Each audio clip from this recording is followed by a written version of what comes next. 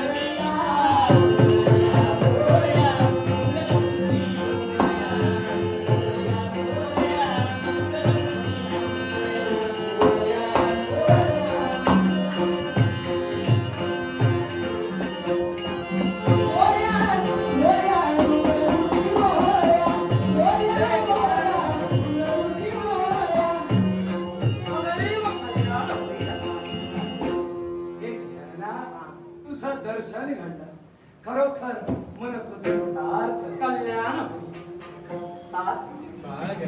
पूज्य आणि पवित्र चरणी गजानन नतमस्तक कल्याण समाधान वाटलं.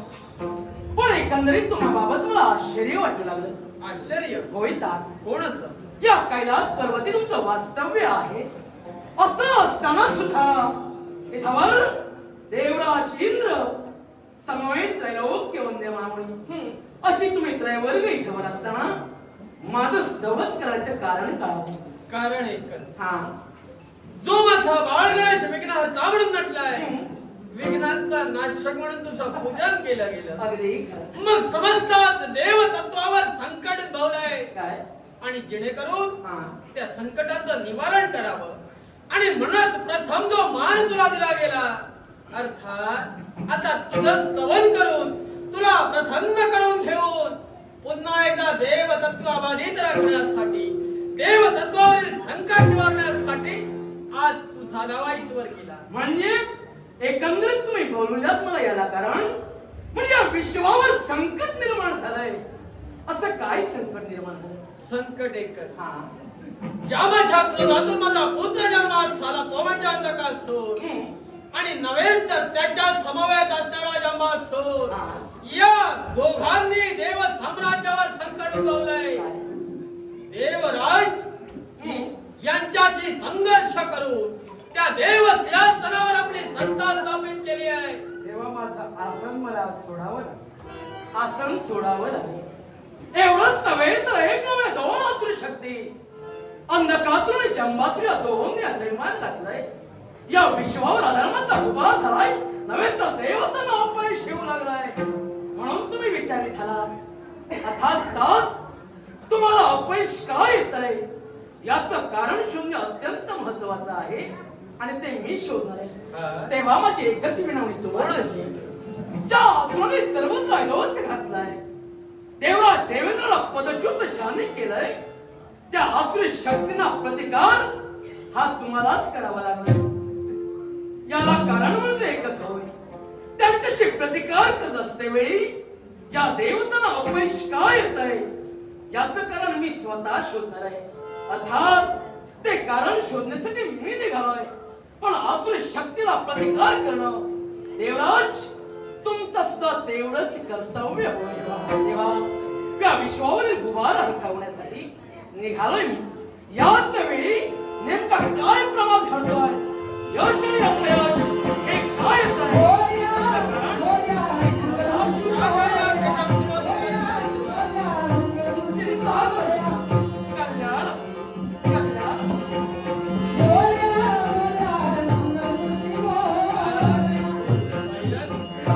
काय गजानन काय बोलून गेलाय? जोपर्यंत तो कारण शोधत नाही तोपर्यंत असुरांचे संग्राम आपल्याला चालू ठेवायला हवा. देवराज काय ऐकलं?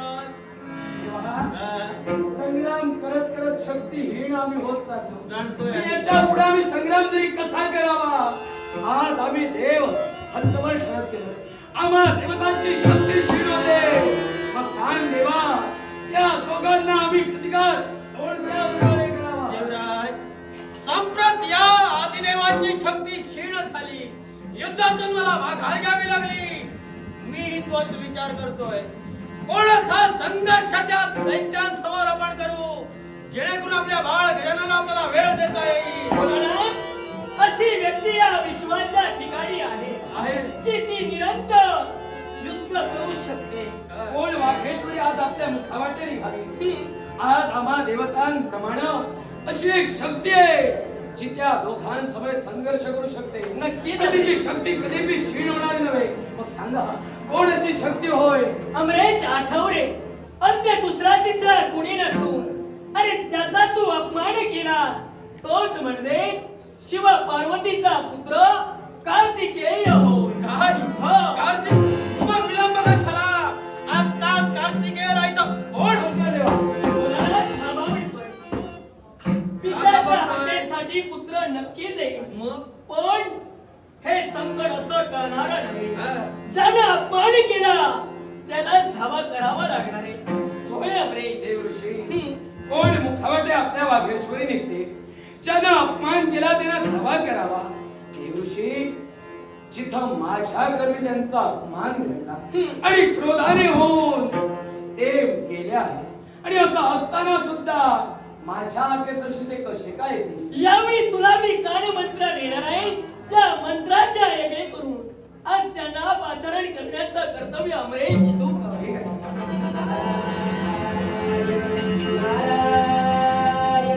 नारायण नारायण ठीक आहे.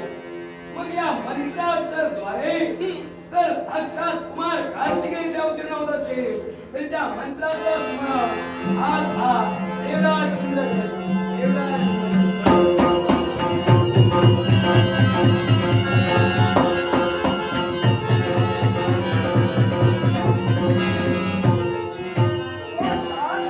आपल्या पूज्य आणि पवित्र चरणी हा कार्तिकेय नतमस्तक होतोय. कल्याण नारायण नमो नमः. नमोच महा नमोच महा कोण देवेंद्र, तुझा मुखकमल पाहण्याची इच्छा सुद्धा या कार्तिकेयाच्या मनी नाही. आणि असं असताना आमचं आवाहन तू केलंस. फक्त आवाहन नव्हे तर गुप्त मंत्राच्या योगे करून आवाहन करण्यासाठी तू सज्ज झालास. आणि म्हणूनच गुप्त मंत्राने आमचं आवाहन केल्या कारणानं इथपर्यंत आम्हाला प्रकट व्हावं लागलं. कुमार कार्तिकेय या विश्वावर आलेला संकट परास्त करण्यासाठी ज्याप्रमाणे तुम्ही आम्हाला सहकार्य केला, तारकासुररूपी संकट तुम्ही दुरापास्त केला. ज्या तारकासुरानं 1,000 वर्ष माझ्या इंद्रपदावर ताबा मिळविला होता, त्या इंद्रपदाचा ताबा त्याला सोडावा लागून त्याला यमसदनी आपण पाठविला. ज्याप्रमाणे त्यावेळी आपण मला सहकार्य केला आणि ते सहकार्य आता घडवून एक मार कार्तिकेय आपला आव्हान या देवराजाने देवराज कधी नाही. मुखातील शब्द मुखात ठेवा. तुमच्या गोड गोड बोलण्याला कधी भासणार नाही. याच्याने मुळाशी कारण आहे. ज्यावेळी वृत्तासुर नावात असलेल्या विश्वाच्या ठिकाणी उन्मत्त झाला, साऱ्या देव देवतांची दाणादाण त्या वृत्तासुराने उडविली. आणि असं असताना त्या क्षणी आमचं आवाहन करण्यासाठी तुम्ही सिद्ध झाला. आमचं आवाहन केला. देव सेनापती पदाला वार करून त्या क्षणी सुद्धा त्या वृत्तासुराच्या घातासाठी हा कार्तिकेय तत्व ठरला. पण सम्रांगणाच्या ठिकाणी कोणाचा प्रमाद आपण घडविला. त्याच सम्रांगणी त्या वृत्तासुराशी द्वंद्व करीत असताना, त्याच्याशी महाघोर असं युद्ध करत असताना त्याच वृत्तासुरावर अगदी मागावून वज्राचा घात आपण केला. आणि तो वज्रघात करून अगदी मरणाच्या द्वारापर्यंत त्या वृत्तासुराला आपण पोचविला. पण त्या क्षणी त्या वृत्तासुराच्या मुखातून बाहेर पडणारे शब्द, हे कार्तिकेय, या विश्वाच्या ठिकाणी न्यायप्रिय देवता अर्थात शिव शंकर आणि त्यांचाच पुत्र म्हणजे कार्तिकेय म्हणून मी ओळखत होतो. पण या युद्धाच्या समयी याच कार्तिकेयाशी युद्ध सुरू असताना या इंद्राने मागावून वज्राचा घात केला. युद्ध तुझ्या समेत सुरू होत अर्थात या सम्रांगणी अगदी कपटाचं आचरण करून हे कार्तिकेय तुझ्या कवी या वृत्तासुराचा घात झाला. या विश्वाच्या ठाई या पराक्रमी देवतेला, या धर्मी देवतेला या विश्वाच्या ठिकाणी कुणी ओळखणार नाही. अधर्मी देवता म्हणून या विश्वाच्या ठिकाणी तुझ्या माती आजन्म हा कलंक राहील. हे वृत्तासुराच्या मुखातून बाहेर पडणारे शब्द आजही आमच्या कर्णमंडलावर असतात. तुम्हाला सहकार्य कधी नाही, देवा, कधी नाही. त्या क्षणी वृत्तासुर उन्मत्त झाला होता आणि तू त्याच्या समोर संघर्ष करत होता. त्यावेळी देवा कोणत्या कपटानं नव्हे तर तुला सहकार्य करण्यामुळं त्या वज्राचा आघात मला वृत्तासुरावर करावा लागला. कारण तो कोणत्या शक्तीचा उपयोग करून कोणता प्रमाद निर्माण करेल हे कदापि सांगता येत नव्हतं. पण देवा तुला फक्त सहकार्य करण्यासाठी मी वज्राचा उपयोग केला. तेव्हा यात माझा देवराज, अजूनही सावध व्हा. या कार्तिकेयाला फसवण्याचा प्रयत्न तुम्ही कधी करू नका. कारण वेळोवेळी अधर्म आपण केला. एवढंच कशाला दक्षिण दिशेला अगदी पळता उन्हाच्या द्वारावर लक्ष केंद्रित करत असताना, त्या आसमानावर लक्ष ठेवत असताना साऱ्या देवता पराक्रमी देवता म्हणून या कार्तिकेयाची भक्ती करू लागले.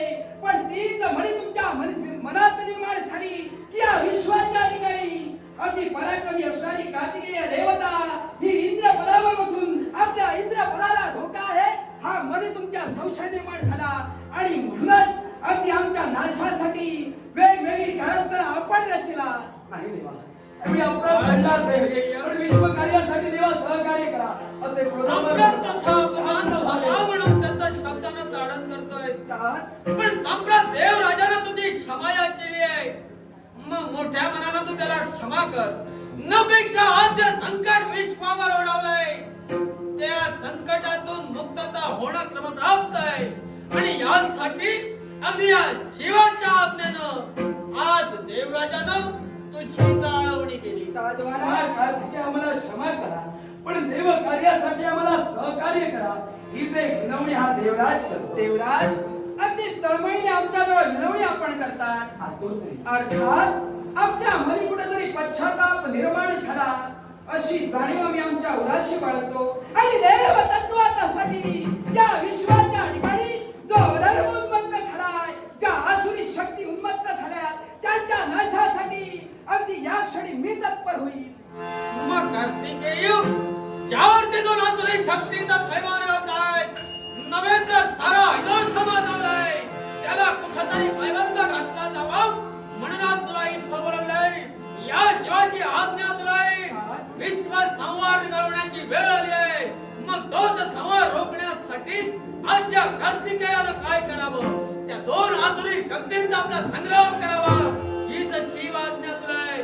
मग आपली आज्ञा शिरसावन्य मानून या क्षणी देवला देव सेनापती सुरक्षा धरून निघाला हा धार्मिक.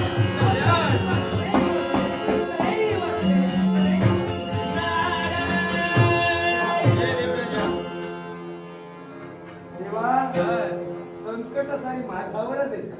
येणार कार्तिकेय सुद्धा माझ्यावरच कोपित झाले, पण आज तुम्हा दोघांमुळे ते मला सहाय्यभूत ठरले. देवराज, संप्रत विश्वावर आलेला अरिष्ट आपण दूर केलं पाहिजे.